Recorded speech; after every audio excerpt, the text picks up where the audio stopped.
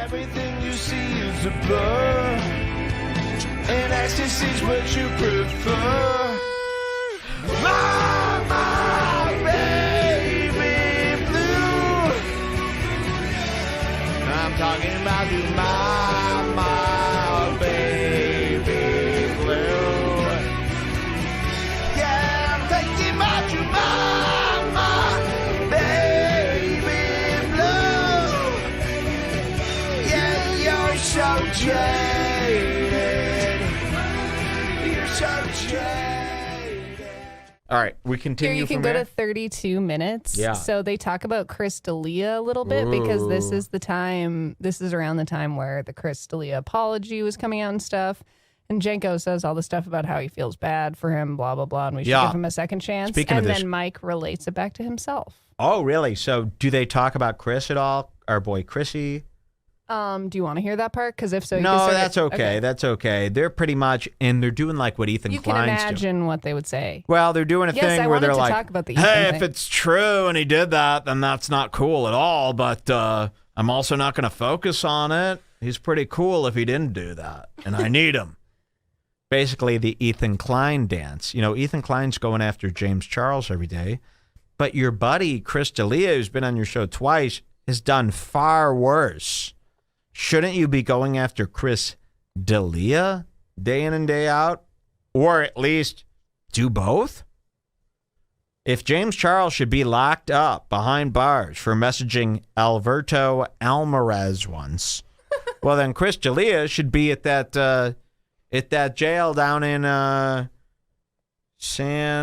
what is that place called? San Francisco. They got a beautiful jail out there. Oh, I've heard that. Alcatraz.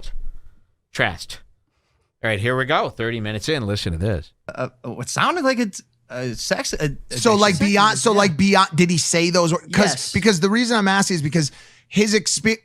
I was slightly shocked by it because his experience is not abnormal for Hollywood whatsoever. There's a lot of people in this city and other cities around the world. It may not be abnormal, but it doesn't make it right. No. I'm not.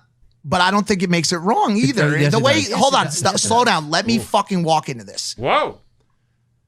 Having casual, I believe that if two people or one person and 1,000 different people on one day decide to have consensual, casual intercourse, that is completely okay. Did you watch the video all the way? No. So I did. But what I'm saying is once it turns into a sex addiction and starts to destroy your life, affect your there's life. like infidelity involved. Got Right? it. That's a difference. That's a different story. I got it. I mean, maybe he needs to look inward too and see if having a relationship is even right for him as a person. Like I think it goes back to the same exact fucking page that I just read out of this book. You know what I'm saying? I don't think that the idea of being in a relationship is right for everyone. I think catering to lust is There more it is. So there's nice. So now that he's not in this relationship, it's too much hard work to not flirt with other girls. So, hey, maybe, this monogamy is what's wrong. I might have. I love how it's like him and Kurt Metzger. He's been reading Sex at Dawn. Exactly. And it's always here's what you got to know about this monogamy. You don't have to know that monogamy works. I mean, how could you?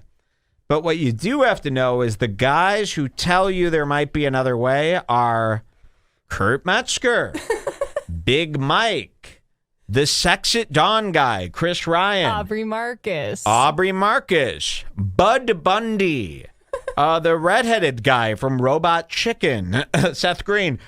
These are not trustworthy people. You don't really hear any good people. I've never seen a talking guy talking about polyamory that I'm like, this guy just really cares about human connection. It's always and by the way, like Annie Lederman ain't a polyamorist anymore. Is Kurt Metzger even still doing polyamory? The last I heard about Karen Mongolio is that she's dating Louis J. Gomez. I hope it's not a polyamorous date. She was in a polyamorous relationship with Kurt Metzger once. They fed off. And it's like, you're in your late 30s. You must feed off the dark, gloomy human beings left on a 3 a.m. bar stool. Thomas Middleditch. How could we forget? Thomas Middleditch, of course. We were watching the show Solar Opposites, which Thomas he's in. Middleditch. Oh, my God. We got to play the clip.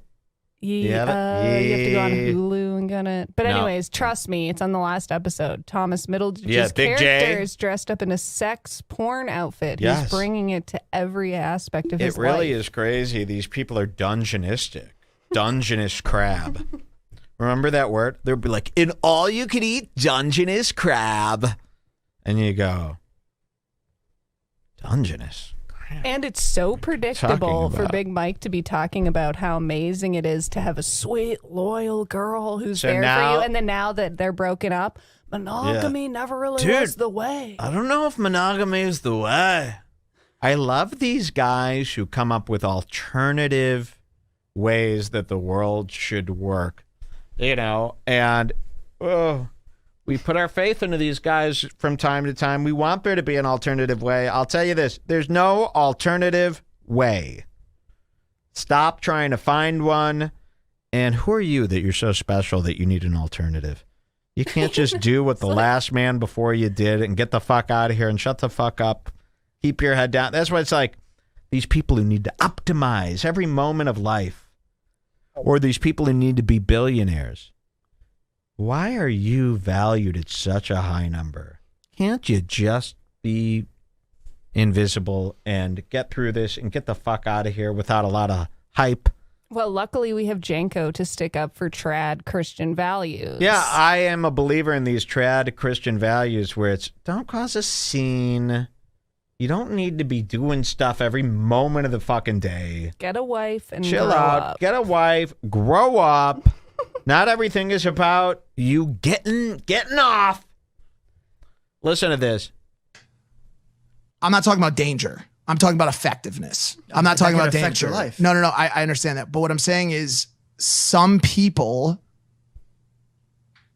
give more energy as a result of being in a relationship that could be put elsewhere. I'm not justifying Yikes. crazed sex addiction by any means. But what I'm saying is some people are just better off putting all of their energy into the things that make them happy. Cheers, bro. And a relationship does take a lot of care. It takes a lot of watering, a lot of nurturing.